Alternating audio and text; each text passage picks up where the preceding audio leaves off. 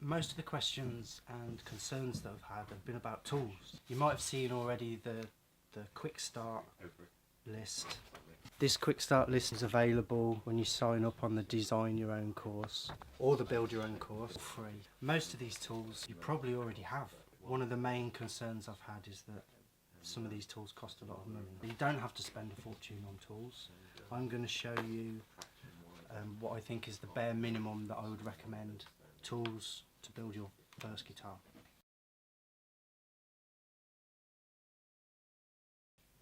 I'll start with the bigger tools because they're the ones people are most afraid of and the most expensive. This is my bandsaw. This is the throat depth. That's not so important. What is important is the depth of cut. I'll show you why it's important. It's the width of the headstock. The deepest cut that you have to do on a bandsaw is to cut the angle on the headstock. So you have to make sure that it passes underneath. Now if your headstock's going to be a bit wider, then it's simple just to glue a piece on. So you can cut your angle first and then glue two pieces on here and here to make your headstock wider and clean that face up by hand. I'll show you how to do all that in the course. So the bandsaw doesn't need to be huge, but the biggest one you can get, the better. If you get one with a larger depth of cut, then you can make your own caps for electric guitars. You can cut a piece of wood in half, open it up like a cap. But you don't need that, you can buy caps already made. So I recommend a bandsaw. Every guitar maker should have one. I do hear some folks saying that you can use a jigsaw. I don't recommend a jigsaw. Don't use a jigsaw, because what happens is when you're cutting, this blade will bend and you end up with a really rough edge which takes forever to clean up. With a bandsaw, at least you know that it's going to be cutting square. You could use a jigsaw, but you'd have to spend a lot of money and get a really good one. I'd rather you spend the same amount of money and get a bandsaw. So that was less than £100. That's the main thing you're going to need, the biggest thing. After that,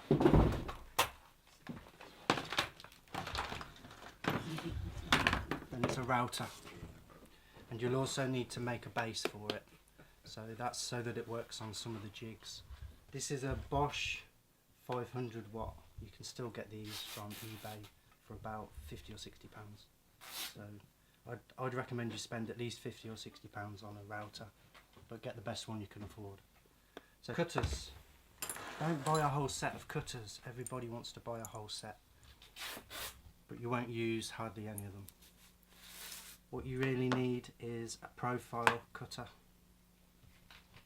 a longer profile cutter, a bottom bearing profile cutter, and then I use another cutter to cut the truss rod slot. Those are all the cutters you actually need to make a guitar, but you can use other ones like a rounding over bit if you want to make the edges of your guitar. Put a radius around the edges of your guitar, then you can use a radius bit. I would rather spend the money on 4 good cutters than a whole set, most of which you'll never need or use. Okay? So bandsaw, router, cutters. Let's do drills. Now the size of the drill will depend on the hardware that you're using, but I just wanted to show you the difference. And this is any old cordless drill will do. So there's a brad point drill. It's got a point on it, great for drilling really accurate holes like the tuner holes, inlay holes, that kind of thing. This is a standard twist drill. That's the difference basically. We'll also need a larger drill for drilling the jack socket and another drill for drilling the pickup link holes. I'll just show you those as well. This is a long drill. It's an auger. These are cheap. Cheapest way to get a very long drill. This one here is a flat bit for drilling the jack socket hole. So that's the cheapest drill for drilling the jack socket hole. 22mm, and I use a 10mm auger for drilling the pickup link holes. You'll need a soldering iron and some solder. Most people have probably already got that.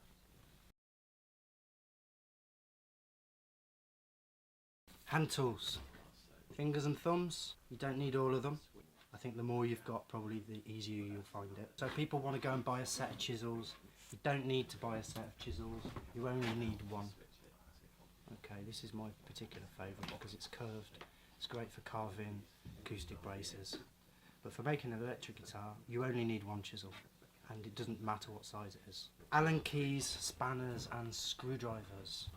I'm pretty sure most of you will have screwdrivers. Spanners, well, you'll need a spanner to change the cutter on your router, but that'll probably come with the router. To build the basic guitar, I use a 10mm, 11mm, a 12mm and a 13mm spanner. If you've got different parts, then you might need different size spanners. Allen keys usually come with whatever parts you're using, so don't go and buy a set of Allen keys, you won't need it. Just buy one ball end Allen key. This is great for adjusting the truss rod. Different angles, you see it works at different angles. So just buy one good Allen key, whichever one fits your truss rod. This one's 5mm. One good Allen key, that's all you need. The rest of them will more than likely come with your parts. If they don't, send me a message, I've got a box full. Carving. These are my favourite carving tools. This is a Dreadnought half round file. They're quite difficult to find.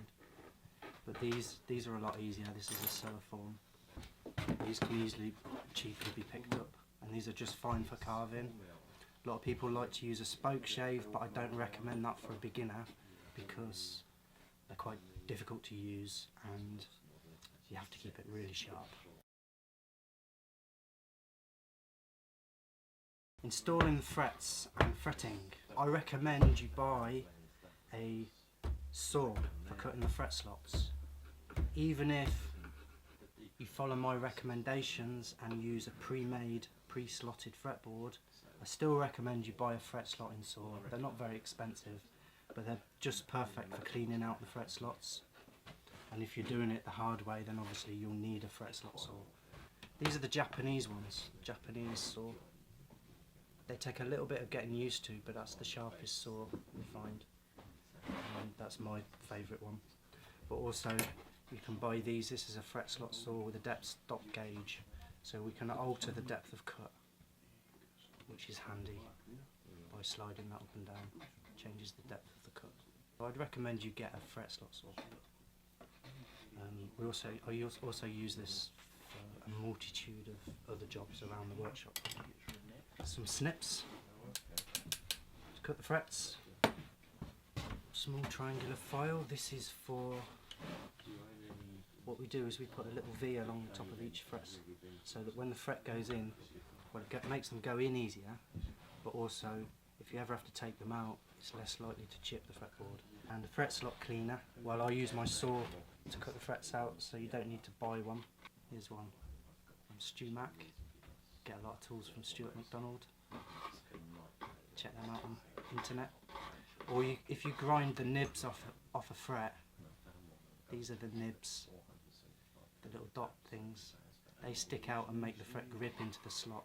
But if you file them off, then you can make a fret slot depth gauge and check the depth of the slots with that by dropping it in.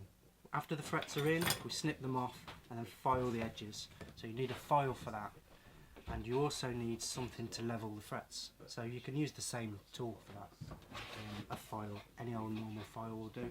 Here's mine. Or you can make a sanding block with some sandpaper stuck to it and use that. Recrowning tools. So fret leveling, you can use a file or you can use a sanding block like this, or make up any number of different sanding blocks. This is another one that I use. Just a flat piece of plastic. When you've got the frets are in, you need to level the frets, and then they have a flat spot on top, so it needs to be recrowned. So we need a special tool for recrowning the frets. This is an expensive diamond coated one, again from Stu McDonald. This is a cheaper one, but the same idea. And if you haven't got either, you can do it with a triangular file and a small triangular needle file, and I'll show you how to do that on the course. But you need a tool to recrown the frets.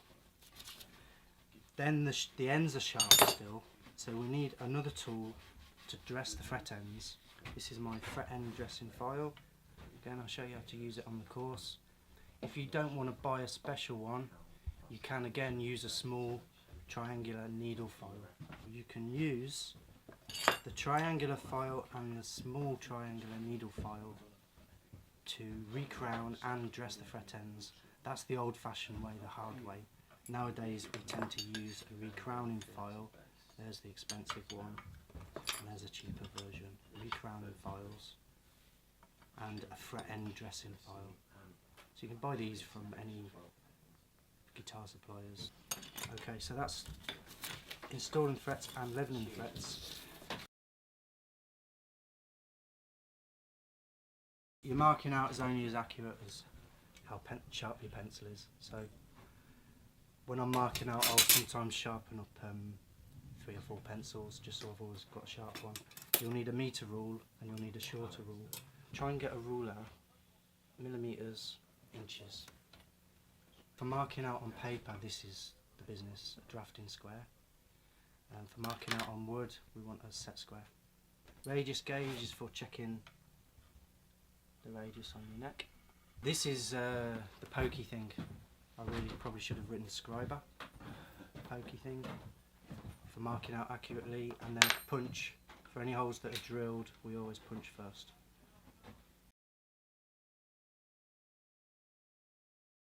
Clamps, you can never have too many clamps.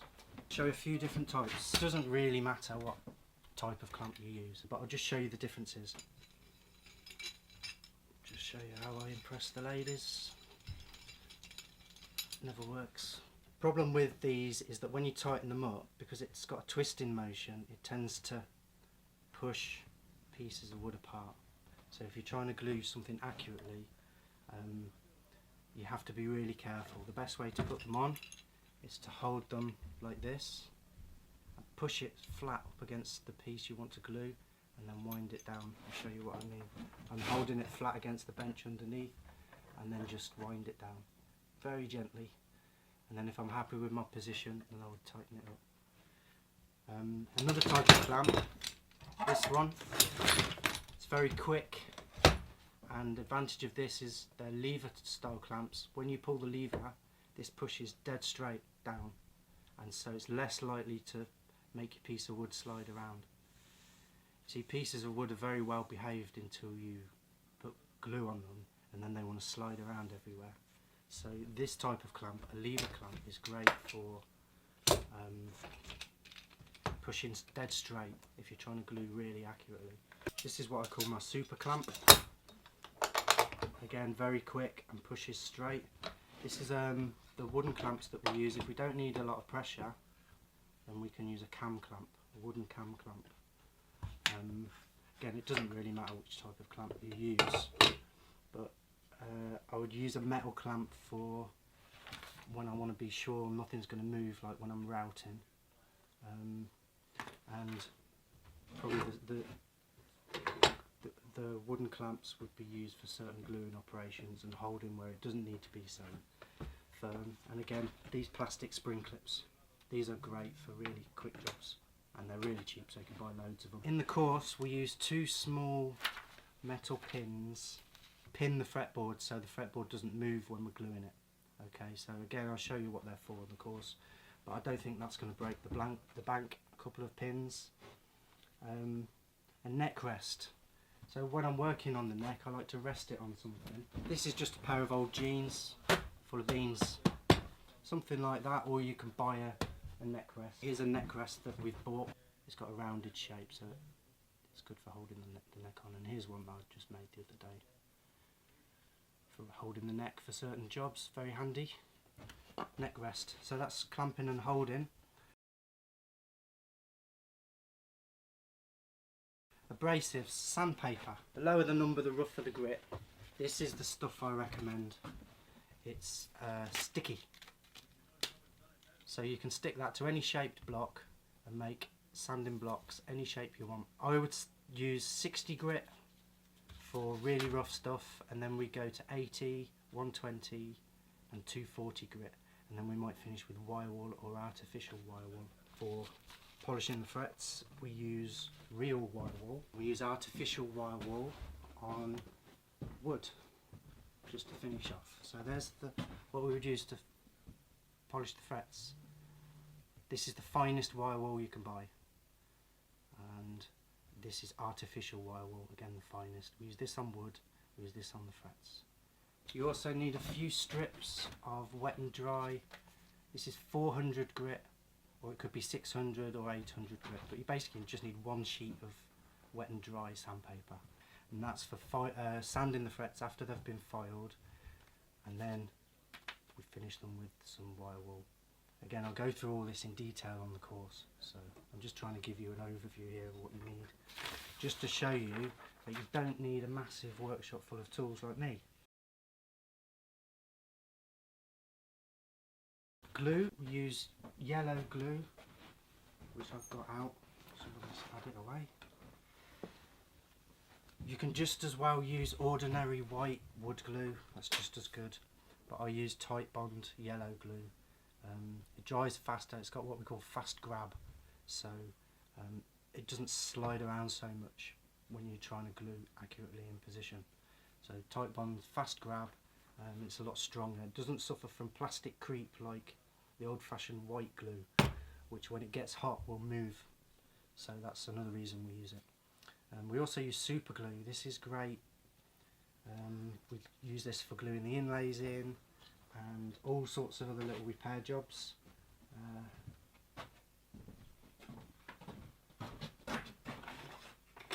Got a couple of bits of scrap wood, don't need that. Look, super glue on there, and this is what we call accelerator for super glue. Quick squirt and that glue is now dry,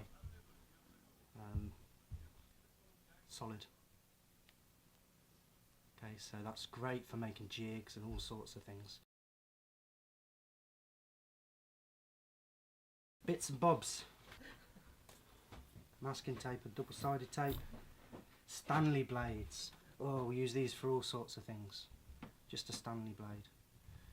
1,000,001 tricks you can do with a Stanley blade. Wood filler, just ordinary wood filler. It depends on the colour of your wood, obviously. But any old wood filler that you can get from your hardware shop nowadays is good stuff. Getting modern stuff, it's good. And the cheapest finish is Liberon finishing oil. It's a wipe-on, wipe-off finish. If you want to get into spraying guitars, or you already are into spraying guitars, that's fine. But on the course, I recommend, if you want to get your strings on as fast as possible, the easiest, quickest finish is this Liberon finishing oil, or you can use Danish oil, wipe on, wipe off. Okay, so some of that. You'll need some rags to put it on with. So I use old sheets, old t-shirts, that kind of thing. Blankie is just a blanket. Sense of humour doesn't come across very well in a manual. People, it's confused a lot of people. But blankie is just a blanket. So when you're assembling your guitar, you've got something soft to put it on. Go on, chuck us that wax then, Carol. It's not on the list, but I'll just say. Wax is a good idea. This is just ordinary bri wax. If you dip all your screws in that before you assemble your guitar, then what it does, it coats the hole on the way in, and it coats the screw as well, so it's less likely to corrode. And in 20 years you can take your screws out without them breaking. You'll need a tuner, a lead and an amp, obviously, to plug your guitar in when you've finished. I'm pretty sure most of you, if you're going to make a guitar, have probably already got those things. And that is everything you need to build a guitar, apart from the most important.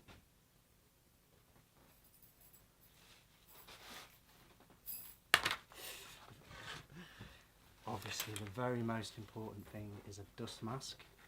Ear defenders. You can use these earplugs. Don't put earplugs in if you're not using loud tools. You don't want to be in a world of your own all the time. Safety goggles. Proper ear defenders. There you go. So only use these if you're using loud machines. If you've got hair like me, you need to tie your hair back, and I think I've just about covered everything. That's it. So I've just shown you every tool that you need to build a guitar. So hopefully that's allayed some of your fears. get out there, search through your shed and see how many you've got. Tick them off, and then you've got your list of ones that you need to buy, and hopefully I've explained now which ones, and that should help some of you choose which bandsaw and router you need. So thanks for watching.